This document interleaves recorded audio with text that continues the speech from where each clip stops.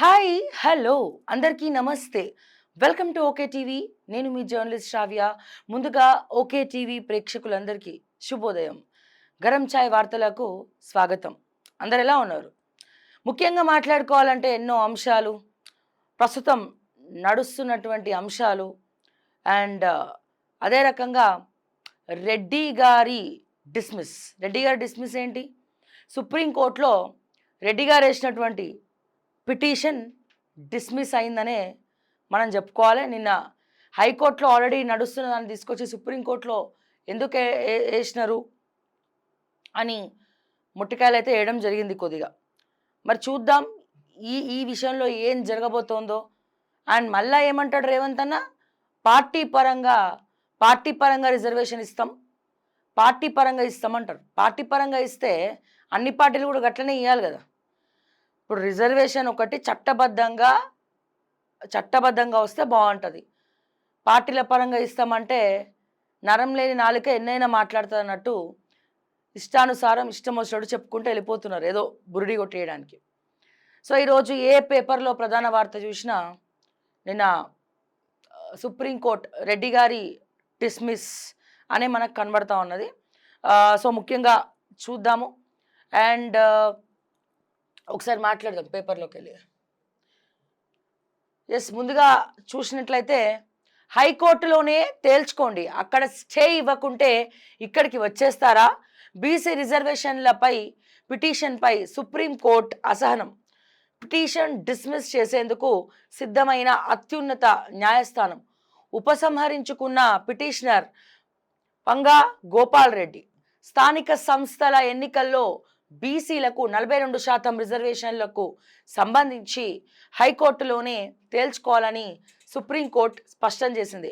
హైకోర్టులో కేసు నడుస్తున్నప్పుడు ఇక్కడికి ఎందుకు వచ్చారని ప్రశ్నించింది.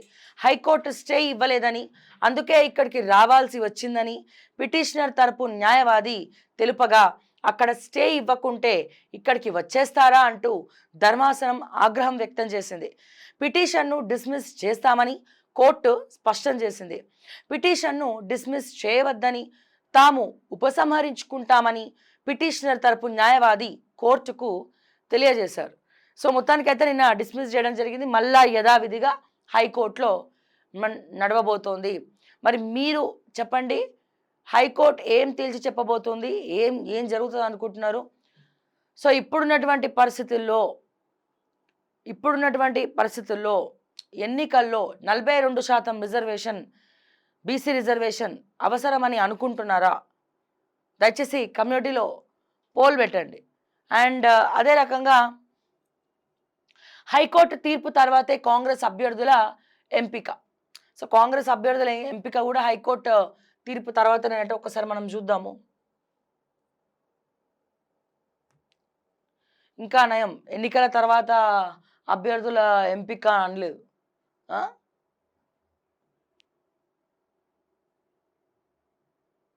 అట్లాగే రేపటి హైకోర్టు తీర్పు పైన దృష్టి. బీసీ రిజర్వేషన్లపై సుప్రీంకోర్టులో స్పష్టత రావడంతో ఇప్పుడు అందరి దృష్టి హైకోర్టుపై పడింది. ఈ నెల 8న హైకోర్టులో ఈ కేసు విచారణకు రానుంది. బుధవారం పూర్తి స్థాయి వాదనలు జరగనున్నాయి. పిటిషనర్, ప్రభుత్వం, ఎన్నికల సంఘం వాదనలు జరగనున్నాయి. అయితే సోమవారం రాజ్యసభ సభ్యులు ఆర్ కృష్ణయ్య, మాజీ ఎంపీ హనుమంతరావు, రిటైర్డ్ ఐఏఎస్ అధికారి చిరంజీవులు, సాయి కుమార్, జాజుల శ్రీనివాసులు హైకోర్టులో ఇంప్లీడ్ పిటిషన్లు దాఖలు చేశారు. ఎమ్మెల్సీ మల్లన్న సైతం ఇప్పటికే ఇంప్లీడ్ పిటిషన్ దాఖలు చేసినట్లు సమాచారం. వారు బీసీ రిజర్వేషన్లకు అనుకూలంగా వాదనలు వినిపించనున్నారు. వీరి వాదనలు విన్న తర్వాత కోర్టు ఎలాంటి తీర్పు ఇస్తుందనేది ఆసక్తికరంగా మారింది. అయితే 8న కేసు వాదనలు ఉండగా ఈ నెల 9 నుంచి ఎంపీటీసీ, జెడ్పీటీసీ సభ్యుల నామినేషన్ స్వీకరణ ప్రారంభం కానుంది.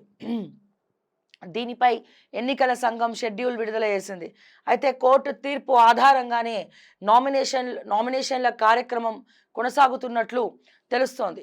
బీసీ సంక్షేమ శాఖ జారీ చేసిన జీవో 9, పంచాయతీరాజ్ శాఖ జారీ చేసిన 41, 42 జీవోలకు వ్యతిరేకంగా పిటిషన్లు దాఖలు చేశారు. సుప్రీంకోర్టు తీర్పునకు వ్యతిరేకంగా ప్రభుత్వం తీసుకొచ్చిన పంచాయతీరాజ్ చట్ట సవరణకు గవర్నర్ ఆమోదం పొందకముందే జీవో ఇచ్చి రిజర్వేషన్లు అమలు చేయడాన్ని ప్రశ్నిస్తూ ఉన్నారు. అండ్ రేపు తుది తీర్పు వెలువడనుంది బీసీ రిజర్వేషన్ హైకోర్టులో.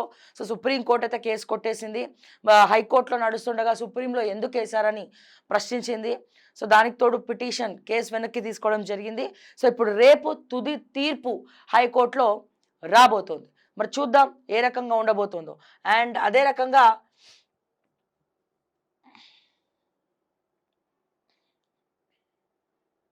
హైకోర్టు తీర్పు తర్వాతే కాంగ్రెస్ అభ్యర్థుల ఎంపిక హైకోర్టు తీర్పు తర్వాతనే అంటున్నారు. సో మండలానికి 3తో జాబితా పూర్తి, టీపీసీసీకి పంపేందుకు జెడ్పీటీసీల లిస్టు సిద్ధం, రిజర్వేషన్లపై అనిశ్చితితో వెయిటింగ్లో హస్తం నేతలు. రాష్ట్రంలో అధికార కాంగ్రెస్ పార్టీకి లోకల్ బాడీ ఎన్నికల్లో అభ్యర్థుల ఎంపికపై సంకట స్థితి ఏర్పడినట్లు కనిపిస్తోంది. బీసీ రిజర్వేషన్ల అంశంలో వ్యతిరేకంగా దాఖలైన పిటిషన్ను సుప్రీంకోర్టు కొట్టివేయడంతో పార్టీకి ప్రభుత్వానికి ఒక రకంగా బూస్ట్ వచ్చిన ఈ నెల 8న హైకోర్టులో రిజర్వేషన్లపై కీలక విచారణ జరిగే అవకాశం ఉంది. దీంతో లోకల్ బాడీ ఎన్నికల్లో జెడ్పీటీసీ అభ్యర్థుల ఎంపికపై సందిగ్ధం ఏర్పడింది. రిజర్వేషన్ల అంశం హైకోర్టు పరిధిలోకి వెళ్లడంతో క్లియరెన్స్ దాకా వేచి చూసే ధోరణి అవలంబించాల్సి ఉన్నది. చాలా మండలాల్లో అభ్యర్థుల ఎంపిక ఓ కొలిక్కి వచ్చినట్లుగా 3 అభ్యర్థులతో కూడిన జాబితా ఆయా జిల్లాల నేతలు సిద్ధం చేసినట్లు సమాచారం. టీపీసీసీకి ఈ జాబితాను అందజేసే ప్రయత్నాల్లో కొన్ని జిల్లాల నేతలు ఇప్పటికే సిద్ధంగా ఉన్నట్లు పార్టీ వర్గాలు చెబుతున్నాయి. డీసీసీ చీఫ్ల ఎంపిక వాయిదా. ఏఐసీసీ నియమించిన 22 మంది పరిశీలకులు ఈ నెల 4 నుంచి క్షేత్రస్థాయిలో పర్యటించి డీసీసీ అధ్యక్షులను ఎంపిక చేయాల్సి ఉంది. వీరు ఆయా జిల్లాల ఇన్ఛార్జ్ మంత్రులు, స్థానిక ఎమ్మెల్యేలు, ముఖ్య నేతలు పార్టీ శ్రేణులతో సమావేశమై ఈ ఎంపికను చేపట్టాల్సి ఉంది. అయితే రాష్ట్రంలో స్థానిక ఎన్నికల షెడ్యూల్ రావడంతో ఆ ప్రక్రియ కాస్త వాయిదా పడింది. దీంతో డీసీసీ చీఫ్ పదవులపై పెట్టుకున్న ఆశలు నేతలు నిరాశలో పడ్డారు. స్థానిక సంస్థల ఎన్నికల తర్వాతే వీరి నియామక ప్రక్రియ మొదలయ్యే అవకాశాలు ఉన్నట్లు పార్టీ వర్గాల సమాచారం. సో దానికి చాలా టైం పట్టేట్టుంది. సో నాకు తెలిసి రేపు తీర్పు తర్వాత రేపు జరగబోయే తీర్పు, వచ్చే తీర్పు తర్వాత అన్ని విషయాలు సద్దుమణుగుతాయి. అండ్ ఇగో ఎకరం ఎట్ రూపీస్ 177 కోట్లట. కోకాపేట రికార్డులను తిరగరాసిన రాయదుర్గం. 7.67 ఎకరాలకు 1357.59 కోట్లు. రియల్ రంగం దెబ్బతిందన్న బీఆర్ఎస్ విమర్శలకు చెక్. చింతల్లో చదరపు గజానికి 1.14 లక్షలు. తాజా ధరలతో రియల్ ఎస్టేట్ రంగానికి ఊతం. 1.70 అంటే 177 కోట్లట రాయదుర్గంలో. అంటే మనం దీన్ని ఏ రకంగా చూడాలా? ఎక్కడేసిన గొంగలు అక్కడనే ఉన్నది. రియల్ ఎస్టేట్ అంతా కూడా తలకిందులైంది. ఇది అవాస్తవం అయితే కాదు. మనం చూస్తూ ఉన్నాం రియల్ ఎస్టేట్ వాళ్ళందరూ ఆత్మహత్యలు చేసుకోవడము, వాళ్ళ కుటుంబం చిన్నాభిన్నం అవ్వడము ఏ రకంగా ఉందో. అండ్ సరే ఇది పక్కన పెడదాం కాస్త. కానీ 177 కోట్లు అంటే నిజంగా ఒక భూమిని అతి సామాన్యుడు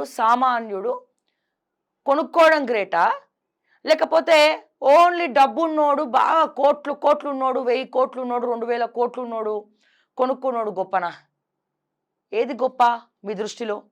నా దృష్టిలోనైతే ఎప్పుడైతే పేదవాడు, మిడిల్ క్లాస్ వాళ్ళు, పోనీ అట్లీస్ట్ పేదవాళ్ళు కాకపోయినా మిడిల్ క్లాస్ వాళ్ళు ఒక ప్లాట్ని అవలీలగా కొనుక్కోవాలనుకుంటారో, లేకపోతే ఒక పొలాన్నో దేన్నో, సామాన్యులకు కూడా రేట్లు ఎప్పుడైతే అందుబాటులో ఉంటాయో, అబ్బా అదే నిజమైనటువంటి అద్భుతమైనటువంటి అధికారం అనుకుందాం. అది అద్భుతమైనటువంటి విషయం. ఉన్నోడు పోయి 177 కోట్లు కాదు, 17,000 కోట్లు పెట్టినా ఆశ్చర్యపోక్కర్లేదు. అర్థమైందా? 17,000 కోట్లు పెట్టినా అక్కడ ఆశ్చర్య పోక్కర్లేదు. సో 177 కోట్లు అనేది ఉన్నోడికి అది పెద్ద విషయం కాదు.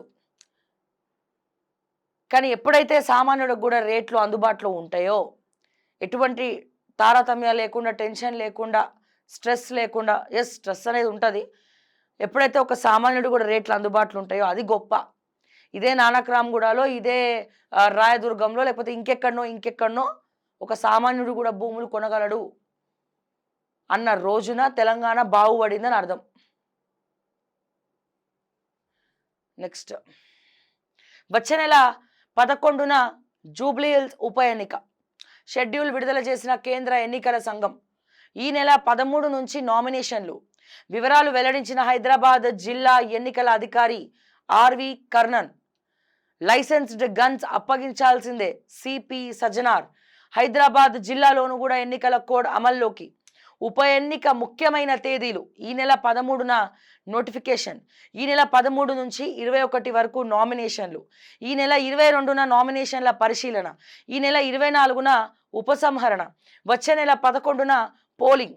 వచ్చే నెల 14న కౌంటింగ్. సో ఎన్నికల నగార మోగింది. జూబ్లీహిల్స్ బైపోల్ నోటిఫికేషన్ రిలీజ్ అయిపోయింది. సో ఈ నెల 13న నోటిఫికేషన్ అట. ఈ నెల 13 నుంచి 21 వరకు నామినేషన్లు. 22న నామినేషన్ల పరిశీలన. 24న ఉపసంహరణ. వచ్చే నెల 11న పోలింగ్. వచ్చే నెల 14న కౌంటింగ్. ఒక్క నెల ఎప్పటి నుంచో అనుకొని ఒక 1 మంత్లో, అంటే సరిగ్గా వచ్చే నెల సుమారుగా ఈ పార్టీకల్లా మనకి క్లారిటీ వచ్చేస్తుంది. అంటే జూబ్లీహిల్స్ ఎన్నికల్లో గెలిచేది ఎవరు? కాంగ్రెస్లో 4 ఉన్నారు ఆశావాహులు. నవీన్ యాదవ్, మన బొంతు రామ్మోహన్, మైనంపల్లి హనుమంతరావు అండ్ కంచర్ల విజయలక్ష్మి. వీళ్ళు 4 ట్రై చేస్తున్నారు.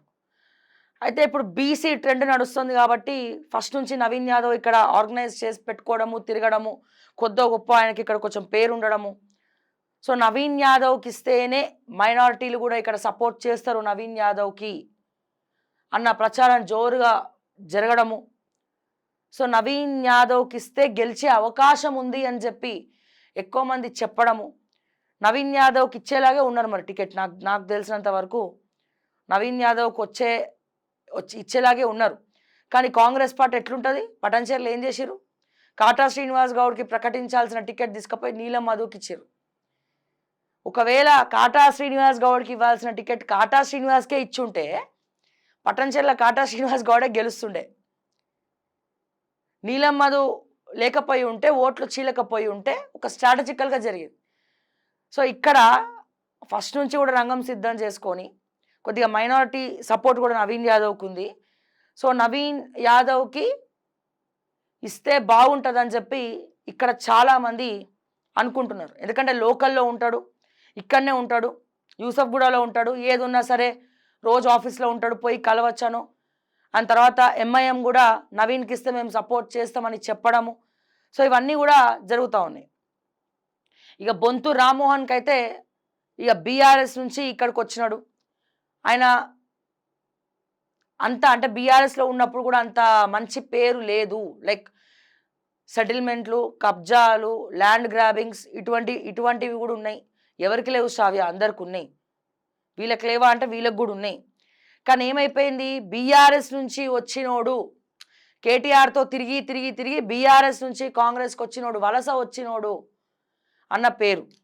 ఒకవేళ బొంతుకి ఇద్దామన్నా ఫస్ట్ నుంచి మన కాంగ్రెస్ కార్యకర్త అయితే బొంతు కాదు, బొంతు రామ్మోహన్ కాదు.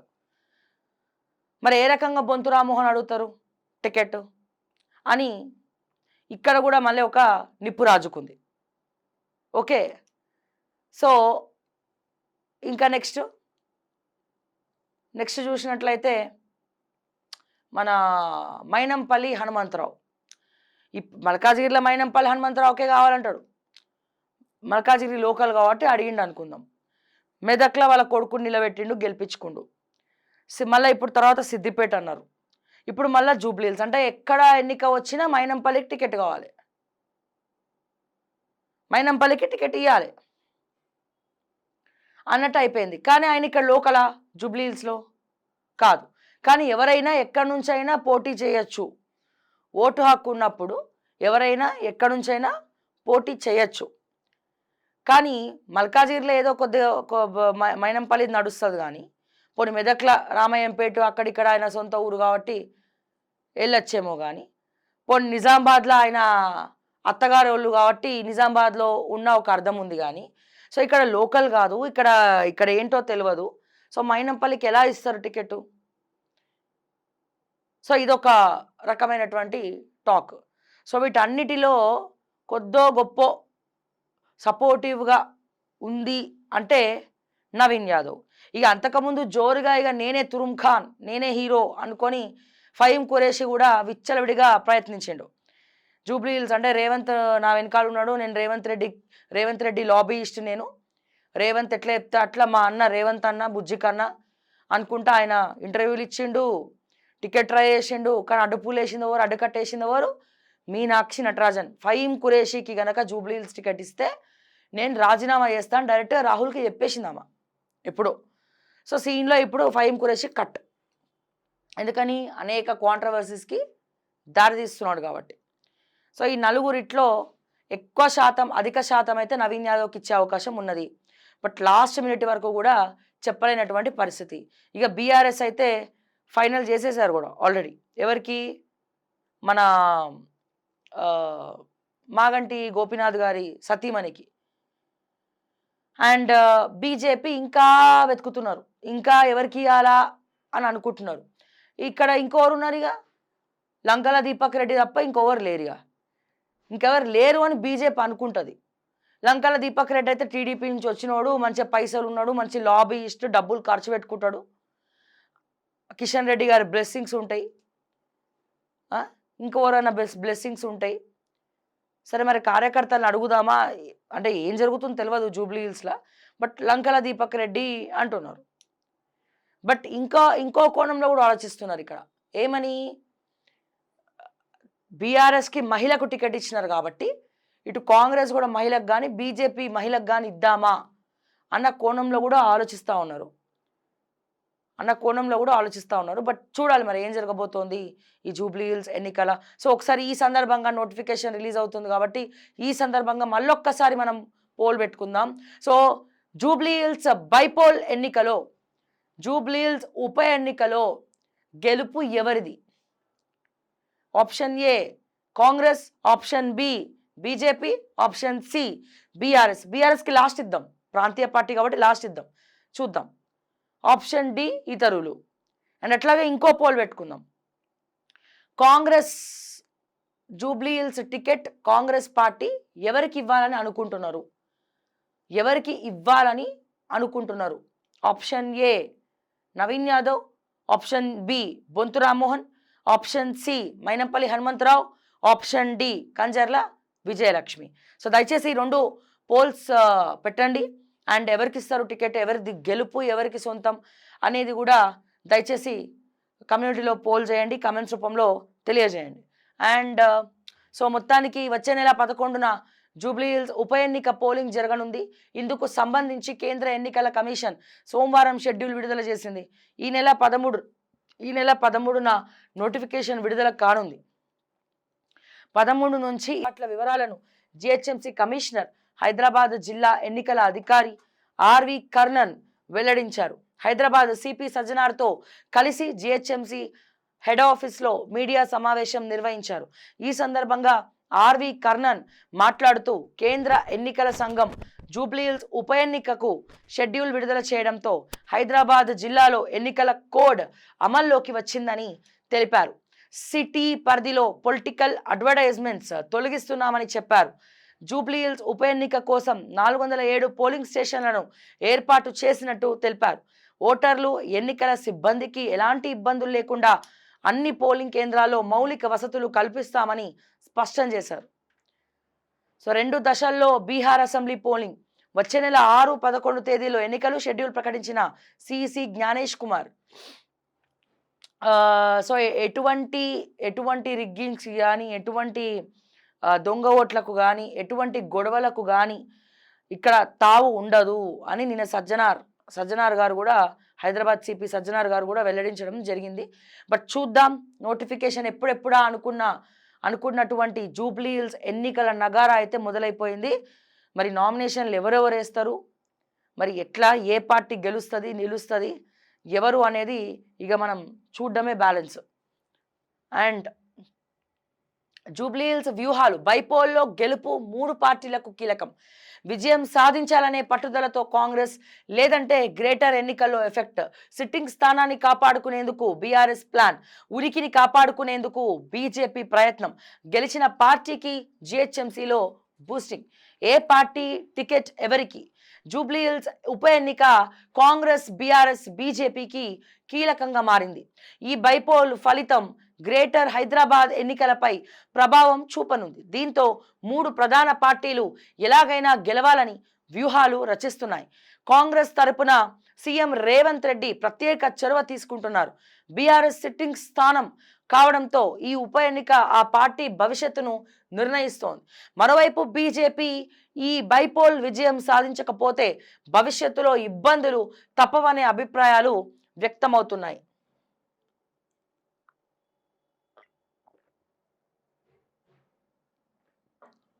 ఇక్కడ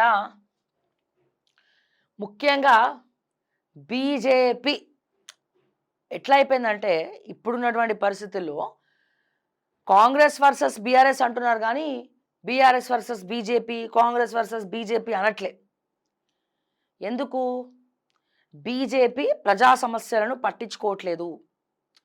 తిన్నామా, పడుకున్నామా, తెల్లారిందా, 8 మంది ఎమ్మెల్యేలు, 8 మంది ఎంపీలకు సత్సంబంధాలు లేవు.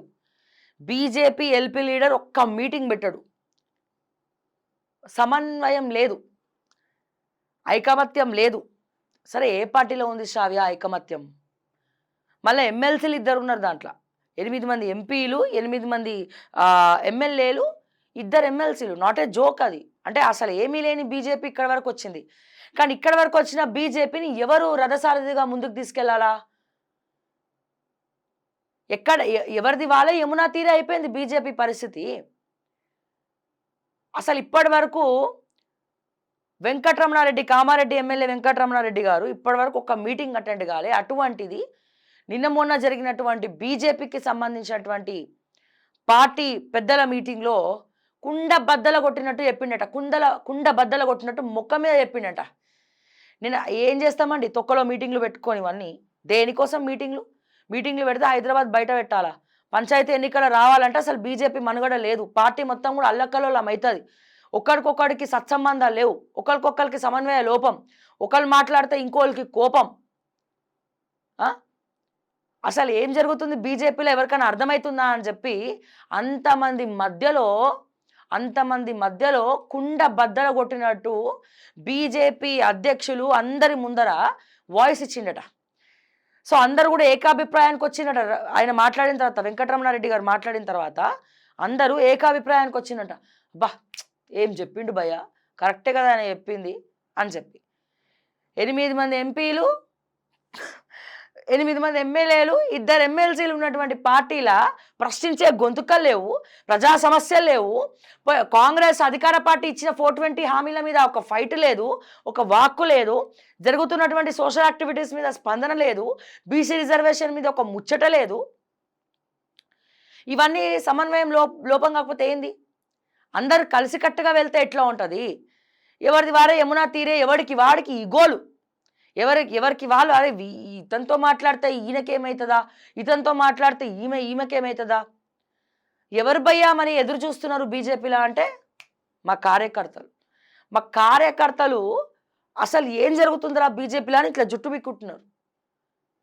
వాళ్ళు రెడీగా ఉన్నారు ఫైట్ చేయడానికి, ఫీల్డ్లోకి పోయి ఫైట్ చేయడానికి.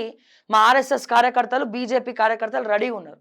కానీ బీజేపీ నాయకత్వం ఏమో ఇట్లా నిద్రపోతుంది. ఏమనిపిస్తుంది? అది ముఖం మీద ఎవరైనా వేణీళ్ళు కొట్టి లేపండిరా నాయన అనిపిస్తుంది. సో వాస్తవమే కదా, బీజేపీ గ్రాఫ్ నీచంగా పడిపోయింది, 3వ స్థానానికి పడిపోయింది.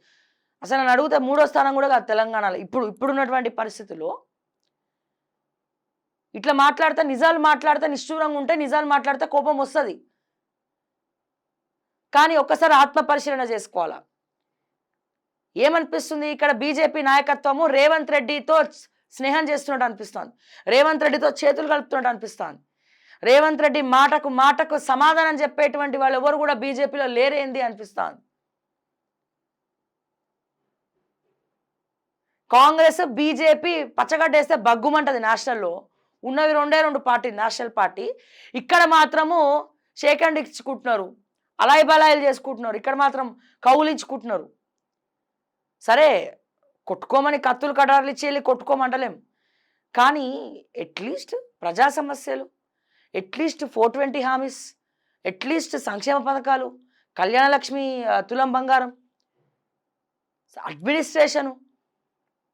Administration, files, contractors, real estate, ఎన్ని సమస్యలు ఉన్నాయండి తెలంగాణలో. నాకు అర్థం కాక అడుగుతా, అరే ఇన్ని సమస్యల గురించి ఒక్క సమస్య మాట్లాడతలే. నిరుద్యోగ సమస్య పోతమైంది అనుకుంటారు బీజేపీలో, ఒక్కదానికి ఇచ్చిరా అండి? లేదు. మళ్ళీ ఏం చేస్తారు, మళ్ళా అందరు చెప్పిందే నిజం అనుకోవాలి. లాస్ట్ మూమెంట్లో వాళ్ళని పార్టీలకు తెచ్చో ఏకనాథ షిండేలను పెట్టో బీజేపీ అధికారంలోకి రావాలనుకుంటే అదొక గెలిపేనా? ప్రజా మన్ననలను పొందాలని బీజేపీ కోరుకుంటుందా, లేకపోతే ఇట్లనే ఎవరైనా కుంపటి పెట్టినాక దాన్ని గుంజుకుందామని అనుకుంటారా?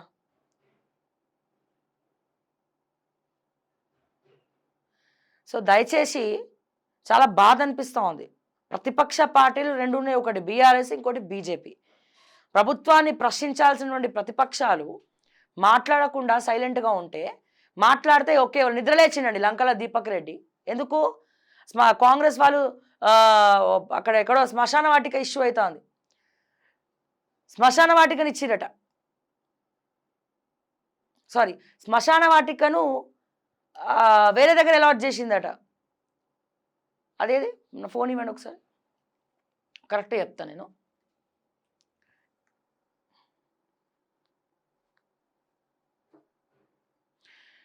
ఎంత ఘోరం అంటే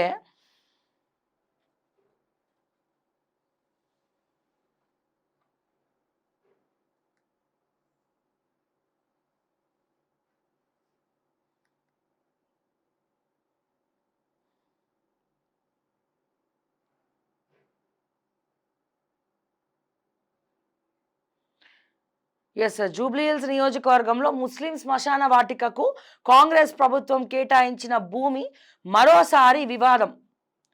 ఓకే, నిన్న కేటాయించిన స్థలాన్ని ఆర్మీ అధికారులు తిరిగి స్వాధీనం చేసుకోవడంతో నేడు ఎర్రగడ్డల 7,500 చదరపు అడుగుల స్థలాన్ని కేటాయించిన ప్రభుత్వం. ఆ స్థలంలో పార్క్ కడితే దారి ఇస్తాం, కానీ శ్మశాన వాటిక అయితే దారి ఇవ్వమంటూ అడ్డుపడుతున్నటువంటి స్థానికులు ముస్లిం ఓటర్లను మభ్యపెట్టేందుకు ప్రయత్నించి బొక్కబోర్ల పడుతున్న కాంగ్రెస్ పార్టీ. నిన్న ఆర్మీకి చెందిన స్థలాన్ని ముస్లిం శ్మశాన వాటికకి ఇచ్చిన కాంగ్రెస్ ప్రభుత్వం ఆ స్థలాన్ని తిరిగి స్వాధీనం చేసుకున్న మిలిటరీ అధికారులు. ఎంత ఘోరం అంటే నిజంగా. మళ్ళీ ఇట్లాంటి వాటికి పోతాడు లంకదా దీపక్ రెడ్డి. ఎందుకంటే బీజేపీ ఇక ఏమంటారు, ముస్లిమ్స్కి ఏమైనా ఇస్తే దాని గురించి బీజేపీ మాట్లాడుతుంది. కానీ కడుపు కొట్టే ప్రయత్నం జరుగుతుందిరా నాయన అంటే అక్కడికి రారు. బాధ అవుతుంది ఈ రోజున. ఎస్, బరాబర్ హిందూయిజం గురించి కొట్లాడాలి, మాట్లాడాలి, కానీ దానికి తోడు కటిక పేదరికం గురించి, సంక్షేమ పథకాల గురించి, గ్రూప్ 1 దోపిడీల గురించి, ఉద్యోగ నియామకాల గురించి, నిరుద్యోగ భృతి గురించి, ఫీజు రియంబర్స్మెంట్ల గురించి, యువ వికాసాల గురించి, వీటన్నిటికీ గురించి మాట్లాడేటువంటి పరిస్థితి తెచ్చుకోవాలి మీరు. వాటి గురించి ఏముండదు. మళ్ళా ఏం చేస్తుంది కాంగ్రెస్ పార్టీ? ఎవరన్నా సిటీకి మధ్యలో శ్మశాన వాటికి ఇస్తాడా? సిటీకి మధ్యలో పార్క్ ఇస్తే గాలి పీల్చుకుంటారు, స్వేచ్ఛావాయువులు పీల్చుకుంటారు. మనకి చెట్లు నరుకుడే వచ్చు కాంగ్రెస్ పార్టీకి, చెట్లు నాటుడు ఉండదు. ఎంతసేపు చెట్లు ఏడాడు ఉంటాయా, ఏడాడు నరుక్కుంటూ పోదామా అనే ఉంటుంది. కానీ ఎక్కడ కూడా చెట్లు నాటుదామనే ప్రయత్నం మా రేవంత్ రెడ్డి చేయడు, కాంగ్రెస్ పార్టీ చేయదు. హైదరాబాద్ సెంట్రల్ యూనివర్సిటీలో ఏడ నరుకుదామా చెట్లు అనే ఉంటుంది. సిటీకి మధ్యలో ఇప్పుడు మా రేవంత్ రెడ్డి గారి ఇంటి పక్కన శ్మశాన వాటికి ఏర్పాటు చేస్తామంటే ఊరుకుంటాడా? కాలనీ మధ్యలో స్థలం పెద్దగా ఉండొచ్చు, అక్కడ ఒక కాలనీకి మధ్యలో శ్మశాన వాటిక ఇస్తాం రా నాయన అంటే ఎవడైనా ఊరుకుంటారా? ఊరుకుంటారా మీరు చెప్పండి? మరి ఆ జూబ్లీ హిల్స్లో ఇప్పటికే బారికేడ్లు వేసి రేవంత్ రెడ్డి గారు రూట్ క్లోజ్ చేసేసిండు. విపరీతంగా జూబ్లీ హిల్స్లో ట్రాఫిక్ జామ్ అవుతుండే పెద్దమ్మ గుడి దగ్గర, అంటే అది రేవంత్ రెడ్డి పుణ్యాన అవుతుంది. అక్కడెక్కడన్నా మీ వాళ్ళ ఎక్కడన్నా సర్వే నెంబర్ ఎతికి చెప్తామా నేను కూడా. పెద్ద స్థలం ఏదైనా ఉంటే అక్కడ పెట్టమనండి. మరి ఇప్పుడు రేవంత్ రెడ్డి గారు ఓట్లు దేనికి వస్తాయండి? రేవంత్ రెడ్డి గారు ఓటు ఇప్పుడు దేనికి వస్తుందండి? Jubilee hills. ఆయన ఉండేది ఎక్కడండి? జూబ్లీ హిల్స్లోనే కదా రేవంత్ రెడ్డి గారు. అదంతా కూడా జూబ్లీ హిల్స్ నియోజకవర్గమే కదా. మరి ఇదే ముస్లిం మైనారిటీలకు తీసుకుపోయి అక్కడ ఇమ్మనండి. ఇస్తారా? ఇవ్వగలుగుతారా? ఇవ్వాలని మనసు ఒప్పుతుందా? అస్సలు. అంటే మీ ఇంటి పక్కనేమో వద్దు, పక్కోళ్ళ ఇంటి పక్కనైతే ఉండాలా? అసలు జనరల్గానే నేనేమంటున్నా ఇక్కడ దయచేసి గమనించాలి. మా ముస్లిం సోదరులకు శ్మశాన వాటిక ఇవ్వడం తప్పు కాదు, తప్పు కానే కాదు, ఇవ్వాలా. కానీ ఆర్మీకి కేటాయించిన ల్యాండ్, మిలిటరీ ల్యాండ్ తీసుకుపోయి ఇస్తాం. కాలనీల నివాసం ఉంటుంటే కాలనీ మధ్యలో శ్మశాన వాటికి ఇస్తాం. ఏందండి ఇది? జూబ్లీ హిల్స్ ఎన్నికల్లో గెలవడానికి ఇన్ని రోజులు ఎందుకు ఇయలే? మాగంటి గోపీనాథ్ గారు ఉన్నప్పుడు ఇన్నేళ్ల నుంచి ఎందుకు ఇలే జూబ్లీ హిల్స్ల శ్మశాన వాటిక మైనార్టీలకు? ఎన్నికల నోటిఫికేషన్ అనగానే శ్మశాన వాటికి ఇస్తాం, ఇంకోటి ఇస్తాం, ఇంకోటి ఇస్తాం అని చెప్పి చెప్తున్నారు. ఏందండి ఇది? ఎంత 1,30,000 ఓట్ల మెజారిటీ మైనారిటీలు ఉంటే మాత్రం అసలు ముందు ఏమి ఇవ్వాలి తెలుసా? మీరు మైనారిటీకి మంత్రి పదవి ఇవ్వండి ఫస్ట్. మీ క్యాబినెట్లా సమానత్వం అంటారు కదా, ఉందా? సమానత్వం ఉందా? వెలమలు ఉన్నారు, రెడ్డిలు ఉన్నారు అత్యధిక శాతం. ఏడున్నది సమానత్వం? ఎక్కడున్నది మైనారిటీ మంత్రి? మైనారిటీకి మీరు మంత్రి అయ్యలే, క్యాబినెట్లోకి ఒక మైనారిటీని తీసుకోలే. ఇక మీరు శ్మశాన వాటికల గురించి మాట్లాడుతున్నారు. కాంగ్రెస్ పార్టీ ఇస్తామంటున్నారు. శ్మశాన వాటిక ఇవ్వడం తప్పు కాదు, తప్పు కానే కాదు. కానీ సిటీ మధ్యలో, నివాసాల మధ్యలో, కాలనీల మధ్యలో ఇవ్వడం తప్పు అంటున్నాం. కాలనీల మధ్యలో ఇవ్వడం తప్పు అంటున్నాం. మీకు 1,30,000 ఓట్లు వచ్చిన ముస్లిం మైనారిటీది మిగతా ఓట్లు ఎవరు ఉన్నాయండి? మిగతా క్యాస్ట్లు, మిగతా కులాలు ఉన్నాయి కదా. ఒక్క ఓటు తేడా వచ్చినా, 100 ఓట్లు తేడా వచ్చినా, 1000 ఓట్లు తేడా వచ్చినా, 3,000 ఓట్లు తేడా వచ్చినా ఓటమియే. ఓడిపోయేదే, గెలిపే. సో ఎంత ఘోరం అంటే, మళ్ళీ చెప్తున్నాను ముస్లిం సోదరులారా, మీకు ఇవ్వద్దు అని ఎవరు చెప్పట్లేదు, ఇవ్వాలి ఖచ్చితంగా, అది మీ హక్కు. శ్మశాన వాటిక మీకు కేటాయించాలా. కానీ మీరు అర్థం చేసుకోండి, నివాసాల మధ్యలో ఇస్తామంటే ఎట్లా? కాలనీలో ఇస్తామంటే ఎట్లా? నివాసాల మధ్యలో ఎలా ఇవ్వగలుగుతారు ఒక శ్మశాన వాటికని? ఆలోచించండి. జనరల్గా శ్మశాన వాటికలు ఎక్కడ ఉంటాయండి? ఊరు చివర్లో ఉంటాయి, ఊర్ల శివార్లలో ఉంటాయి శ్మశాన వాటికలు. చెరువులకు దగ్గరగా ఊర్ల శివార్లలో ఉంటాయి. మరి ఊరు శివార్లో ఇవ్వకుండా, దూరంగా ఇవ్వకుండా ఊరి మధ్యలో పెడతామంటే ఎట్లా? సో ఆ ఊరికి ఈ ఊరు ఎంత దూరమో, ఈ ఊరికి ఆ ఊరు అంతే దూరము. సిటీ మధ్యలో, బిల్డింగ్ల మధ్యలో, నివాసాల మధ్యలో శ్మశాన వాటిక ఇస్తామంటే అది ఎవరికైనా భయంగానే ఉంటుంది కదా, ఎంత లేదనుకున్నా. సో దయచేసి ముస్లిం సోదరులు కూడా దయచేసి అర్థం చేసుకోవాలి. కాంగ్రెస్ పార్టీ నీచాది నీచమైనటువంటి వ్యవహారం చేస్తూ ఉంది. దేనికోసం చేస్తూ ఉందట? దేనికోసం చేస్తుంది కాంగ్రెస్ పార్టీ? మైనారిటీల ఓట్ల కోసం. జూబ్లీ మీ మీద ప్రేమతో కాదు, మీరు వేసే ఓటు కోసం. 1,30,000 ఓట్ల కోసం కాంగ్రెస్ పార్టీ చేస్తుంది. నిజంగా అంత చిత్తశుద్ధి ఉంటే మైనారిటీకి మంత్రి ఇమ్మని చెప్పండి, మంత్రి పదవి ఇమ్మని చెప్పండి. మీ ముస్లిం కమిటీలో ఒకరిని తీసుకొచ్చి మంత్రి పదవిని ఇమ్మని చెప్పండి. ఎందుకు ఇస్తలేరు? ఎందుకు ఇవ్వదలుచుకోవట్లే? అండ్ అదే రకంగా ఆలోచించాలి కొద్దిగా. సో ఒకసారి చూడండి.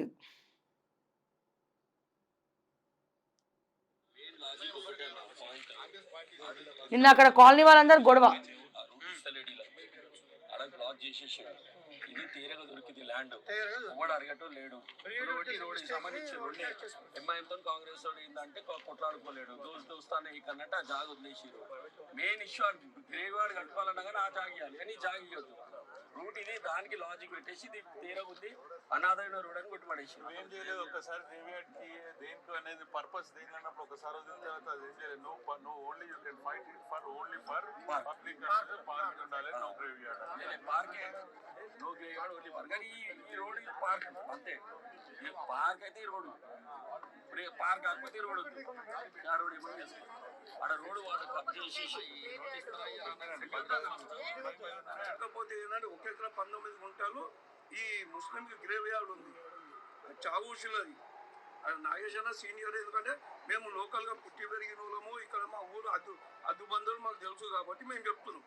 అయితే ఆయనకు తెలుసు. ఇప్పుడు ఏదైతే ఫ్లైఓవర్ ఉందో ఫ్లైఓవర్ సెంటర్ బ్రిడ్జ్ ఏదైతే ఉందో ఆడికెళ్ళి ఇడికి ఇటు వస్తుందన్న అది వాళ్ళు అన్ని బైఫికేషన్ చేసినాక కూడా మళ్ళీ వేరే ప్రాపర్టీలోకి వచ్చి మేము చేసుకుంటామంటే వానికి ఉన్న 7 ఎకరాలకెళ్ళి ఆ రోడ్ కటింగ్ అదంతా పోయింది కదన్న. రోడ్ కటింగ్ అదంతా పోయినాక ఏదైతే ప్రాపర్టీ ఉందో వాళ్ళని తీసుకోమని చెప్పండి. మిగతాది గ్రేవ్ యార్డ్కి ఇవ్వమని చెప్పండి. మాకేమన్నా అబ్జెక్షనా ఎవరికి ఏమన్నా అబ్జెక్షనా? దానికి ఎందుకు ఇది కాదన్న. ఇది ఈ ల్యాండ్కు సంబంధమే లేదు. దానికి 100 ఫంక్షన్ హాల్ పక్క పోంటి 30 ఫీట్ రోడ్ ఉంది అన్న. గ్రేవ్ యార్డ్కి 100 ఫంక్షన్ మీరు వస్తా అంటే చెప్పండి. నేను ఇప్పుడు ఈ చట్టాలకి తీసుకోపోయి నేను చూపిస్తాను. 100 ఫంక్షన్ హాల్ పక్క పోండి 7 అయితే గ్రేవ్ ఈ ఐఓఎల్కి 100 ఫంక్షన్ హాల్కి మధ్యలో ఒక రోడ్ ఉంటుంది. ఆ రోడ్ లెక్కలు ఉంటుంది. ఇప్పుడే ఉంది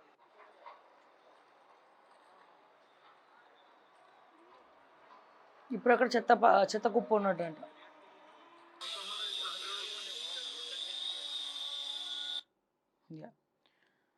సో ఇది పరిస్థితి. ఇది పరిస్థితి.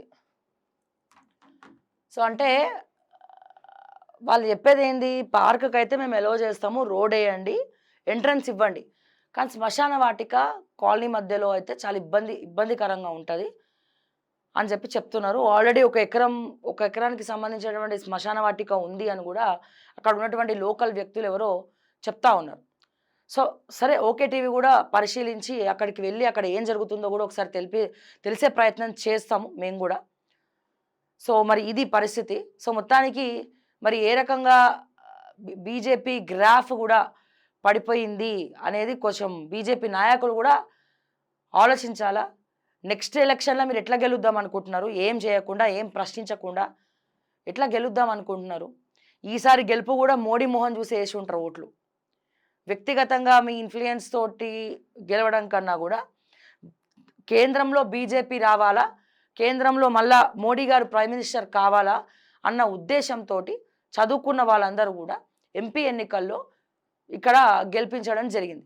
మరి ఎన్నిసార్లు అదే మోడీ ఫేస్ చూపించి ఓట్లు అడుగుతారు మీరు?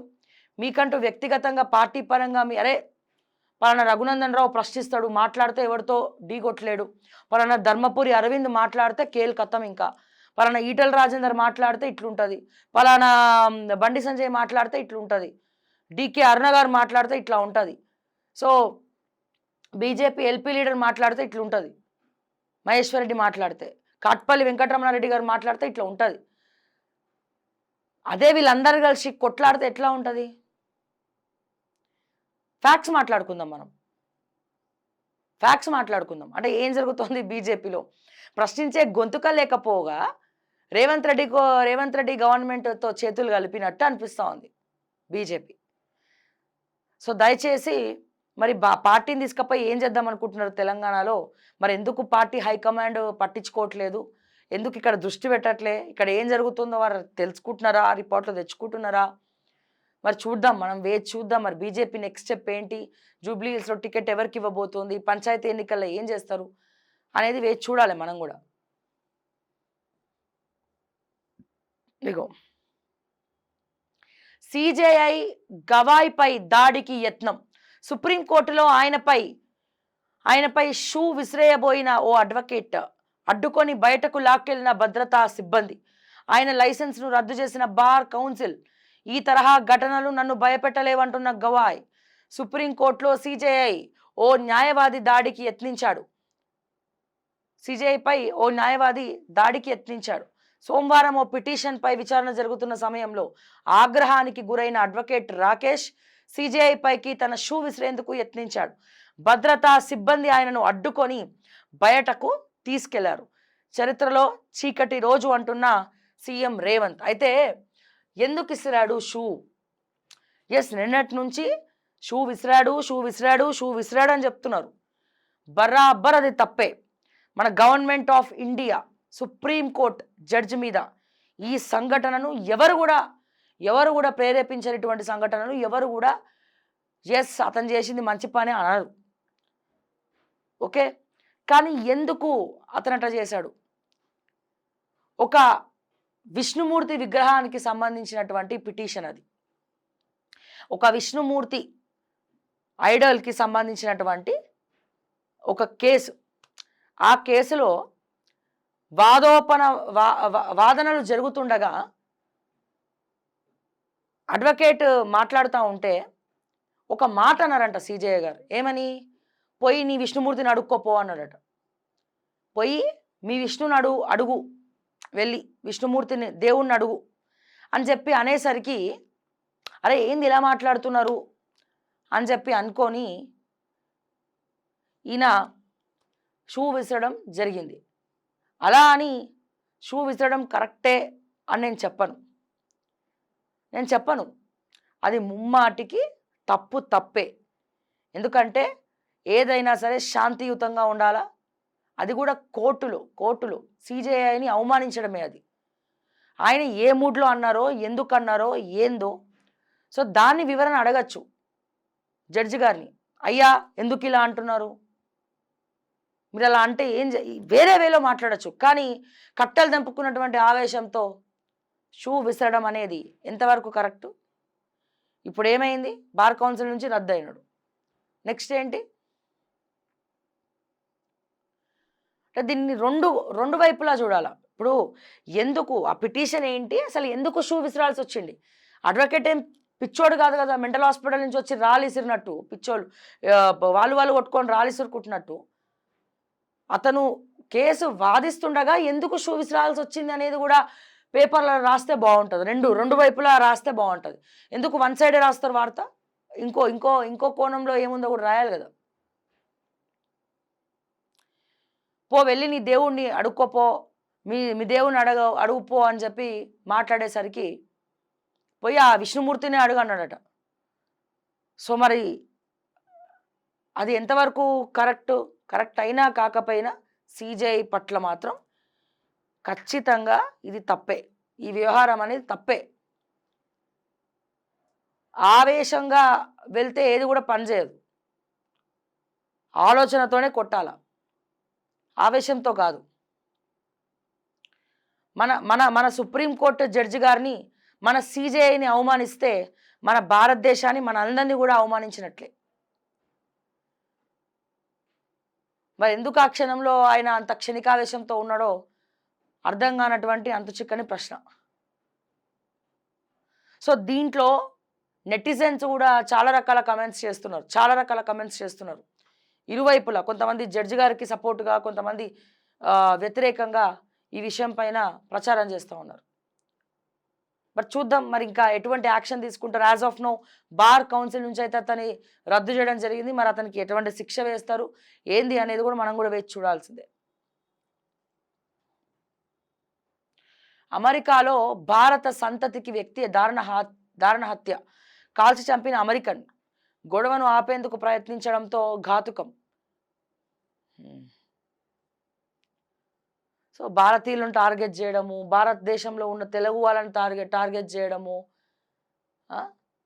పిచ్చి పట్టిందో మరి ఏమన్నా అవుతుందో తెలియదు ఇట్లాంటి సంఘటనలు చేయడానికి. 8 మంది సీఎంఆర్ఎఫ్ నిందితులు అరెస్ట్. 34 ఎస్ 34,58,400 విలువైన 51 చెక్కులను స్వాధీనం, 7,30,000 నగదు సైతం. అక్రమంగా లబ్ధిదారుల చెక్కులు డ్రా చేసిన నిందితులు. వివరాలు వెల్లడించిన సూర్యాపేట జిల్లా ఎస్పీ నరసింహ. పోలీసులు స్వాధీనం చేసుకున్న నగదు చెక్కులట.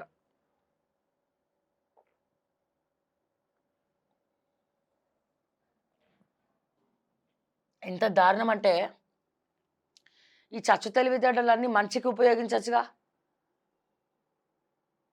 సీఎంఆర్ఎఫ్ చెక్కులు రావాలంటేనే ఎన్నిసార్లు తిరగాలి, ఎన్నిసార్లు అడగాలి, ఎన్ని ఫోన్లు చేయాలి, ఎన్నిసార్లు తిరగాల. ఇటువంటి పరిస్థితుల్లో వాళ్ళకొచ్చే చెక్కులు కూడా సిగ్గు లేకుండా కొట్టేస్తున్నారే. మిమ్మల్ని దేంతో వర్ణించాలో.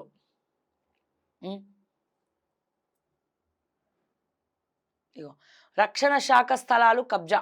కొంపల్లి తుర్కపల్లి గ్రామ సరిహద్దుల్లోని భూమి 100 ఎకరాల్లో విస్తరించి ఉన్న డిఫెన్స్ ల్యాండ్స్, సర్వే నెంబర్ జిమ్మిక్కులతో అక్కడ ఇంటి నెంబర్లు. ఆక్రమణకు 2 ఎమ్మెల్యేలు, రెవెన్యూ శాఖ సహకారమట. వామ్మో, ఫిర్యాదు చేసినా పట్టించుకొని ఉన్నతాధికారులు. ఇది స్థలం మ్యాప్. ఆర్మీ స్థలంలో ఫెన్సింగ్ ఏర్పాటు చేసిన దృశ్యం. అల్వాల్లో భూ కబ్జాదారులు రెచ్చిపోతున్నారు. మొన్నటి వరకు వివాదాస్పద స్థలాలపై దృష్టి సారించి వాటిని మాయం చేసిన వీరు ఇప్పుడు రక్షణ శాఖ స్థలాలపై కన్నేశారు.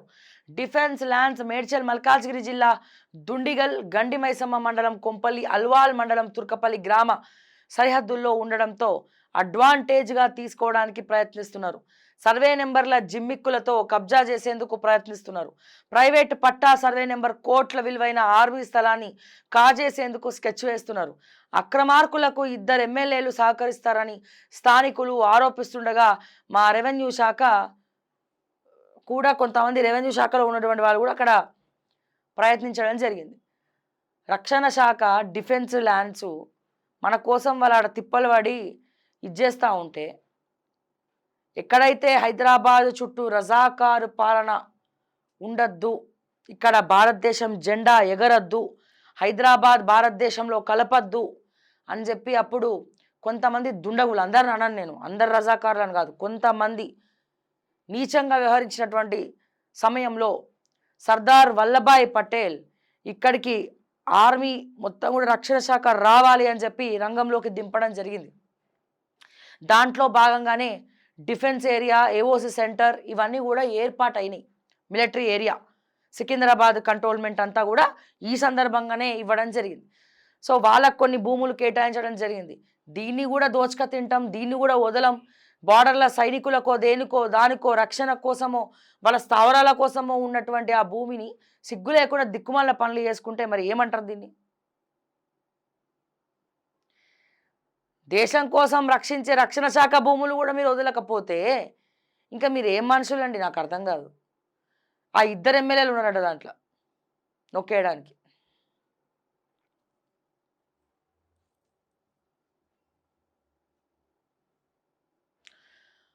బంగారం 1,23,384 రూపాయలు హైదరాబాద్ మార్కెట్లో రికార్డ్. ఒకే రోజు 1,370 హైకట. కిలో వెండి 1.66 లక్షలకు చేరిక. విచ్చలవిడిగా బంగారం పెరుగుతూ ఉంది. ఇంకా తులం బంగారం ఏమిస్తాడు మరి రేవంత్ రెడ్డిగా? వైద్య శాస్త్రంలో 3కి Nobel. Mary E Brunkow, Fred Ramsdell, Shimon సకాగుచిలకు అవార్డట. రోగ నిరోధక శక్తి వ్యవస్థపై పరిశోధనకు గాను ఈ అవార్డు ఇవ్వబోతున్నారంట. అండ్ అట్లాగే పాలిట్ బ్యూరో నుంచి వైదొలుగుతున్న ప్రత్యామ్నాయాలు లేకనే శాంతి చర్చల ప్రస్తావన. పార్టీ తప్పుడు విధానాల వల్లే ఈ పరిస్థితి.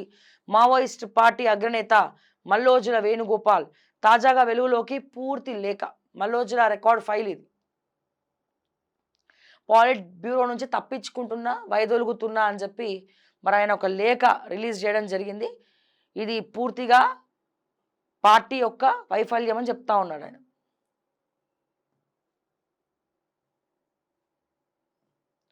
ఇండియన్ నేవీకి మరో అస్త్రం. జల ప్రవేశం చేసిన ఐఎన్ఎస్ ఆండ్రోత్ సముద్ర భద్రతకు కీలకంగా మారనున్న యుద్ధ నౌక. 80% స్వదేశీ పరిజ్ఞానంతో తయారీ. లక్షద్వీప్లోని ఆండ్రోత్ ద్వీపం పేరుతో నామకరణం.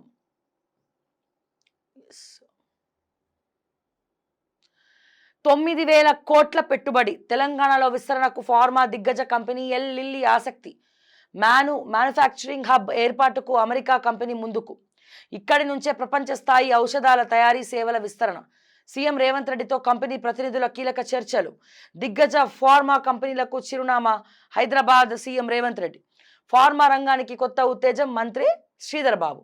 ఎల్ లిల్లీ కంపెనీ ప్రతినిధులతో మాట్లాడుతున్న సీఎం రేవంత్, మంత్రి శ్రీధర్ బాబు. మీరు మాట్లాడుతూనే ఉండండి, ఇక మాట్లాడుకోవడాలు లేవు అంటారు, మాట్లాడుతూనే ఉంటారు. ఒక్క కంపెనీ అంటే ఒక్క కంపెనీకి శంకుస్థాపన చేయడం నేను చూడలే. గతంలో కేటీఆర్ శంకుస్థాపన రాళ్ళు మైలురాళ్ళు చెట్లు మొలిచినాయి, మొలకలు కూడా వచ్చినాయి దానికి. మీరు కూడా గదే అయిపోయింది. కంపెనీలు ఏమంటారు, అవి వస్తున్నాయి ఇవి వస్తున్నాయి, మేము అక్కడ మీటింగ్కి పోయినాం, ఇన్ని వేల కోట్లు తెస్తున్నాం, ఇన్ని ఉద్యోగాలు తెస్తున్నాం అని గప్పాలు కొట్టడం తప్ప ఇంకా ఒక్క మూమెంట్ కూడా లేదు. మళ్ళీ ఇప్పుడు మాట్లాడితే ఫార్మా ఇండస్ట్రీ అని అదని మాట్లాడుతున్నారు. అదేదో లిల్లీ కంపెనీ అట. మాటల వరకే పరిమితం. బట్ తెలంగాణలో కంపెనీ పెడితే భూములు ఇస్తారు, ఆ భూమితోటి మీరు కొంచెం నొక్కేస్తారు, భూములు ఇస్తారు. పోనీ మా తెలంగాణలోకి ఉద్యోగాలు ఇస్తున్నారు దాంట్లో అంటే ఇవ్వరు. సో ఏందండి ఈ బాధ మాకు? నేనేమంటున్నా, ముందు దుద్దిల శ్రీధర్ బాబు గారిని మీ అడిషనల్ పిఎస్ ఏం చేస్తున్నాడు, ఎక్కడెక్కడ ఏమేమి దందాలు చేస్తున్నాడు, ఏ బల్ల కింద చేతులు పెడుతున్నాడు, 4th సిటీ చుట్టూ ఏం లాబింగ్లు చేస్తున్నాడు అడిగితే శ్రీధర్ బాబు నేను ఎట్లా చెప్తే అట్లా, శ్రీధర్ బాబు చెప్తేనే నేను చేస్తూ ఉన్నా, సార్ విషయంలో నేనే తిరుగుతూ ఉన్నా, సార్కి పైసలు కావాలి అని చెప్పి వాగుతూ ఉన్నాడు. ముందు మీ సెక్రటరీలు ఏం చేస్తున్నారో తెలుసుకోండి సార్, మీ అడిషనల్ పిఎస్ ఏం చేస్తుండో తెలుసుకోండి. పాపం ఆయన గతంలో బొంతు రామ్మోహన్ దగ్గర చాలా వ్యవహారాల్లో వేలు పెట్టినటువంటి ఎక్స్పీరియన్స్ బాగున్నది. బొంతు రామ్మోహన్ కేటీఆర్తో బాగా జాన్జిగిరి ఉన్నటువంటి బొంతు రామ్మోహన్ మేయర్ ఉన్నప్పుడు ఈయననే ఆయనకి పాపం పిఏ మంచిగా ఎన్ని వేసుకోవాలో అన్ని వేసుకుండే వెనకాల బొంతు రామ్మోహన్. మరి ఏ రికమెండేషన్తో వచ్చి చేరిండో శ్రీధర్ బాబు దగ్గరికి నాకు తెలియదు, ఆ దేవుడు ఎరుగు. కానీ శ్రీధర్ బాబు గారు తూర్పు తిరిగి దండం పెట్టుకోండి సార్. తూర్పు మీ ఇంటి దగ్గర ఎటు సైడ్ ఉందో అటు తిరిగి దండం పెట్టుకోండి. కిచ్చన్న గారి లక్ష్మారెడ్డి, మీ అడిషనల్ పిఎస్, ఆ Ibrahimpatnam MLA, sir sir sir sir sir పంపారు సార్, సార్ పంపారు సార్, సార్ పంపుతూనే వచ్చాను సార్. నేను మీకు ఏం కావాలో చెప్పండి, నేను చేస్తా, నాకు ఇంత పడేయండి, నేను పెట్టిస్తా కదా ఫైల్ మీద సంతకం. సార్ అసలు వినడు సార్. సార్ చాలా అసలు ఇంతమందిలో జర కొద్ది గొప్ప మంచిగా ఉన్నాడంటే శ్రీధర్ బాబు సారే సార్. కానీ ఇప్పుడు నెక్స్ట్ గవర్నమెంట్ రాదు కదా సార్, సార్ కూడా కొద్దిగా వెనకాల వేసుకోవాలి కదా సార్, పైసలు సార్ సంపాదించాలి కదా సార్. మరి సార్ సంపాదించాలంటే నాలాంటి వాళ్ళు ఉండాలి. నేను ఎంత చెప్తే అంత శ్రీధర్ బాబుకి చెప్పండి సార్.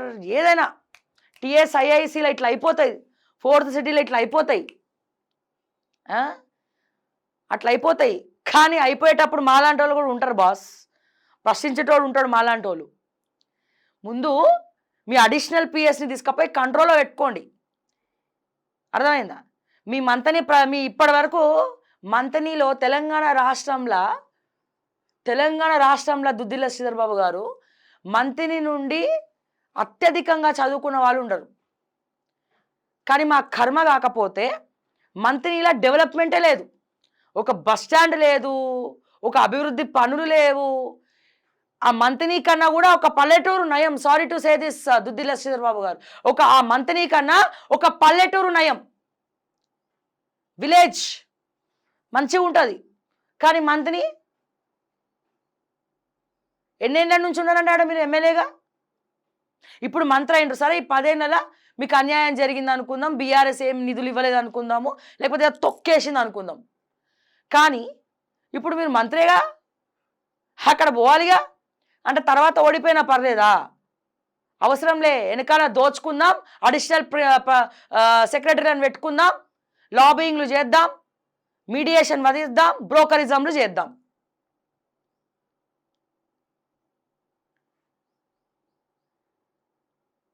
మంచిగా బొంతు రామ్మోహన్ ఆయన కలిసి చేసుకున్నారు. అద్భుతంగా నడిచింది దందా. ఆ ఎక్స్పీరియన్స్ అంతా దేంట్లో చూపిస్తుండే ఇప్పుడు ఈ ఐటీ శాఖల, ఈ 4th సిటీల, టీఎస్ఐఏఎస్లా. అదే పాపం నిజంగా ఏదో ఇండస్ట్రీస్ కోసమో ల్యాండ్ కోసమో సార్ జర హెల్ప్ చేయండి అంటే చేయలేనటువంటి దిక్కుమాలిన పరిస్థితుల్లో మీరు ఉన్నారు. చేయరు. నీతిగా నిజాయితీగా పని చేసుకుంటాం సార్ అంటే చేయరు. అడ్డగోలుగా 30% 40% తీసుకొని సిగ్గులు లేకుండా చేస్తూ ఉన్నారు వ్యవహారాలు. అవినీతి పరుణ్ణి తీసుకొచ్చి పక్కన పెట్టుకునేందుకు మీకు డబ్బులు అడగడం చేతగాక వాళ్ళతో అడిగిస్తున్నారా? అడిషనల్ పిఎస్ లాంటి వాళ్ళతోటి.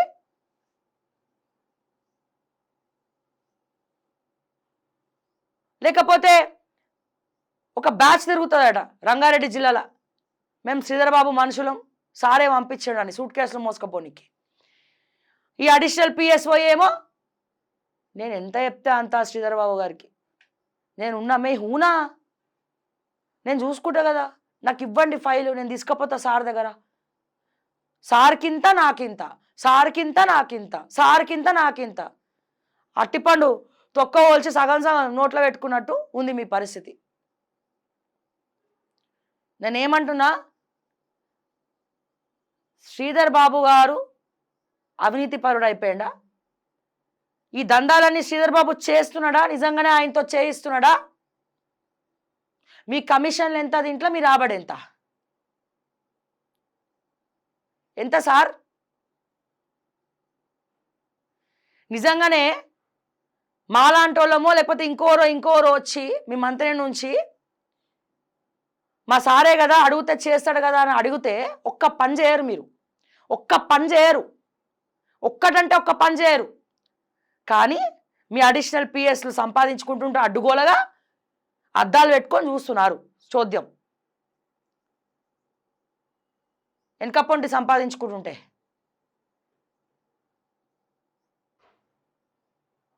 మళ్ళీ వర్క్ చేస్తారు. ఇంకా మీకు ఎందుకు గెలిపియాలి?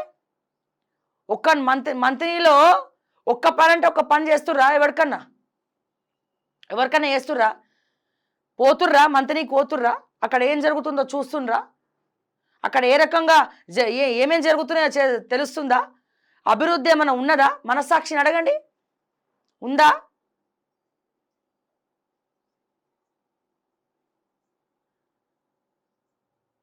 ఇది ఇట్లాగే జరిగితే నెక్స్ట్ కాంగ్రెస్ గవర్నమెంట్ ఎట్లాగో అధికారంలోకి రాదు. అది మీకు కూడా అర్థమైంది కాబట్టే ఈ అడిషనల్ పిఎస్ లాంటి వాళ్ళను పెట్టుకొని దందాలు చేసుకుంటున్నారు. మామూలు దందాలు కాదు, విచ్చలవిడి దందాలు చేసుకుంటున్నారు. ఇక ఏం గెలుస్తారు మంత్రిలా? గవర్నమెంట్ మారినా ఎమ్మెల్యేగా ఓడిపోయి ఇంట్లో కూర్చోవాల్సి వస్తుంది.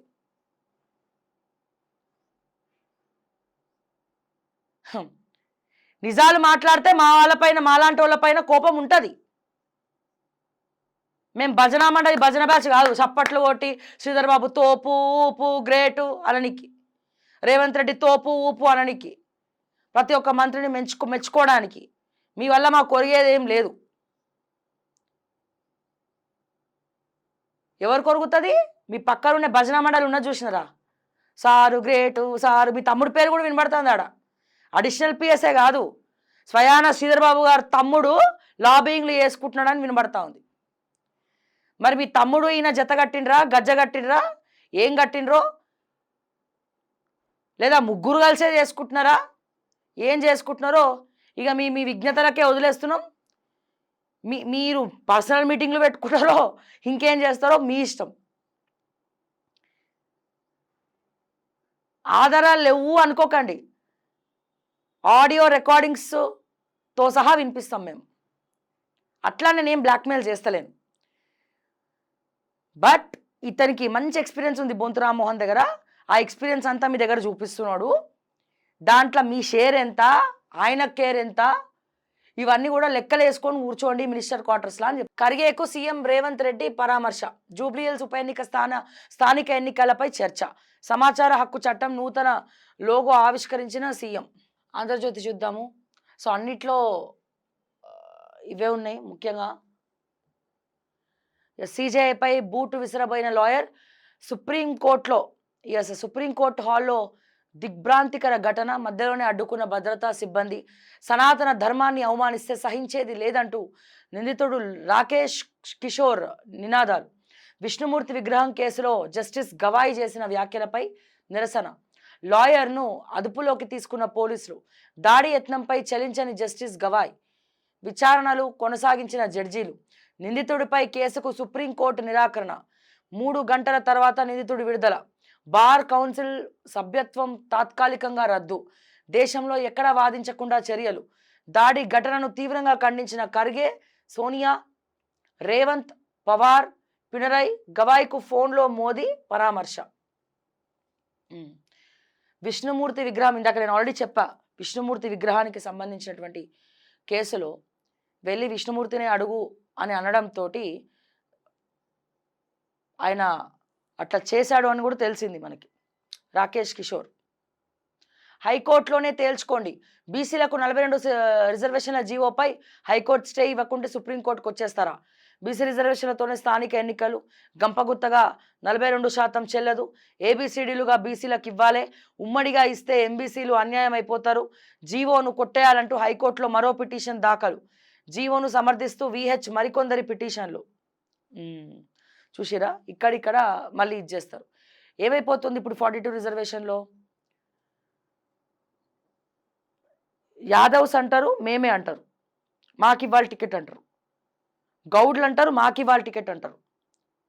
తర్వాత ముదిరాజులు అంటారు, లేదు మాకు ఇవ్వాలి టికెట్లు అంటారు. ఇట్లా బీసీలలో మళ్ళీ ఈ పంచాయతీలు. మునూరు కాపులు అంటారు, రాజకీయంగా మేమే ఉన్నాం, మాకు ఇవ్వాలంటారు.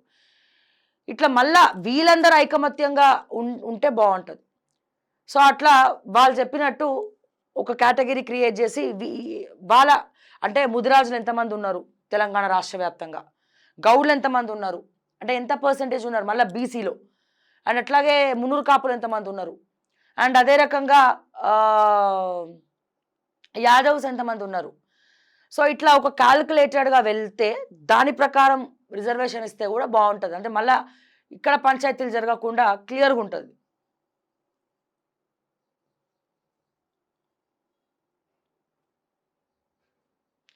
రోగ నిరోధక శక్తిపై వ్యవస్థపై పరిశోధనలు చేసిన 3 వైద్య నోబెల్.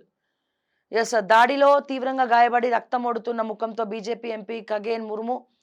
ఎస్ బెంగాల్లో బీజేపీ ఎంపీ ఎమ్మెల్యేపై దాడి. ఎంపీ ఖగేన్ ముర్ము తలకు తీవ్ర గాయాలు. వరదలతో దెబ్బతిన్న ప్రాంతాల సందర్శనకు వెళ్లిన ఎంపీ ఎమ్మెల్యేలపై టీఎంసీ దాడి.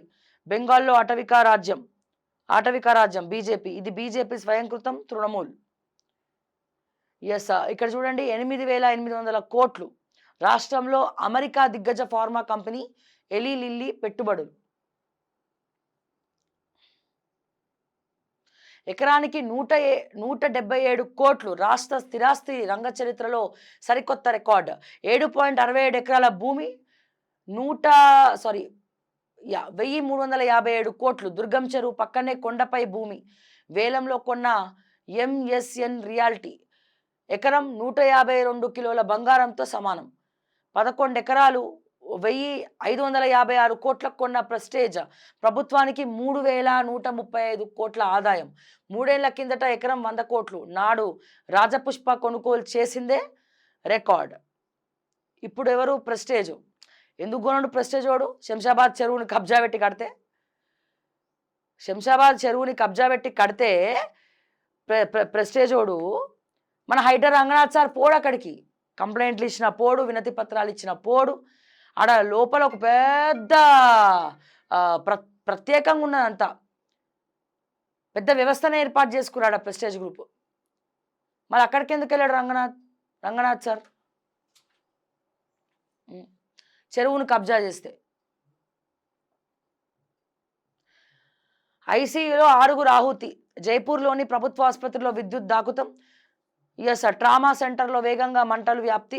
అక్కడ చికిత్స పొందుతున్న 11 మందితో 5గురిని రక్షించిన సహాయ సిబ్బంది. విచారం వ్యక్తం చేసిన ప్రధాని మోదీ. వారంలోగా పత్తి కొనుగోళ్లు షురు. తెల్ల బంగారం కొనుగోళ్లకు తొలగిన అడ్డంకులు. జిన్నింగ్ మిల్లర్లు సిసిఐతో తుమ్మల చర్చలు సఫలం. జాబ్ వర్క్ టెండర్లలో పాల్గొనాలని మిల్లర్ల నిర్ణయం. ఇక్కడ చూస్తే మల్లోజుల లొంగుబాటు. మావోయిస్ట్ పార్టీని వీడేందుకు సిద్ధమైన అగ్రనేత, పోలీసులతో సంప్రదింపులు, సమాచారం లేదంటున్న పోలీసులు. తాజాగా మల్లోజుల వేణుగోపాల్ మరో లేఖ విడుదల. పార్టీ తప్పిదాలే పోరాటాన్ని దెబ్బతీశాయి, ప్రాణత్యాగాలను ఆపాలి, పార్టీ నష్టాలకు నేను కారకుడినే, అందుకే తప్పుకుంటున్న మల్లోజుల.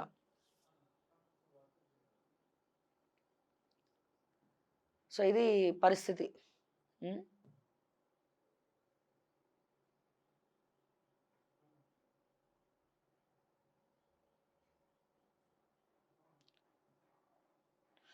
బీహార్ దంగల్ షురు. అసెంబ్లీ ఎన్నికలకు షెడ్యూల్ విడుదల చేసిన కేంద్ర ఎన్నికల సంఘం. 2 దశల్లో ఎన్నికలు. నవంబర్ 6, 11 తేదీల్లో పోలింగ్. 14న ఓట్ల లెక్కింపు. ఫలితాలు. సీట్లు 243. మొత్తం ఓటర్లు 7.43 కోట్లు. అండ్ అట్లాగే జూబ్లీహిల్స్ ఉప ఎన్నిక నగారా మోగింది. వచ్చే నెల 11న, ఈ నెల 13 నుంచి నామినేషన్లు, 21 తుది గడువు, 22న పరిశీలన, 24 దాకా ఉపసంహరణకు ఛాన్స్. నవంబర్ 14న ఓట్ల లెక్కింపు. హైదరాబాద్ జిల్లాలో కోడ్. నేడో రేపో కాంగ్రెస్ అభ్యర్థి ఖరార్. నేడు చర్చించనున్న CM Revanth, PCC chief Meenakshi 3 పేర్లతో అధిష్టానానికి జాబితా. చూద్దాం ఆ 3 పేర్లతోటి అధిష్టానానికి జాబితానట. 1 నవీన్ యాదవ్, ఇంకోటి బొంతు రామ్మోహన్, ఇంకోటి మన మైనంపల్లి. ఈ 3 పేర్లు మరి తీసుకెళ్తున్నారా? మరి చూద్దాం మరి ఎవరిని ఫైనల్ చేస్తారు, మరి ఏం జరగబోతోంది జూబ్లీహిల్స్లో అనేది మనం కూడా వేచి చూస్తూనే ఉందాం. అండ్ అలాగే ఎన్నో విషయాలు మనం మాట్లాడుకుంటూనే ఉందాం, ప్రశ్నిస్తూనే ఉందాం ప్రజల పక్షాన. ఓకే టీవీ ఎప్పుడు కూడా ప్రజల పక్షాన మాట్లాడుతుంది, ప్రశ్నిస్తుంది. అవినీతి గురించి ప్రత్యేకంగా కథనాలు చేపడుతుంది అని చెప్పి నేను మరొకసారి తెలియజేస్తూ, స్క్రీన్ పైన ఉన్న నెంబర్కి దయచేసి వాట్సాప్ చేయండి ఆర్ కాల్ చేయండి. అండ్ మేము అందుబాటులో ఉంటాము ఎప్పుడు కూడా. అండ్ అదే రకంగా okay TV official Facebook follow అవ్వండి, ఓకే టీవీ ఇన్స్టాగ్రామ్ ఫాలో అవ్వండి. అండ్ అదే రకంగా మేము ఓకే టీవీ media.in వెబ్సైట్లో కూడా సరికొత్తగా వార్తలు అందించబోతున్నాం.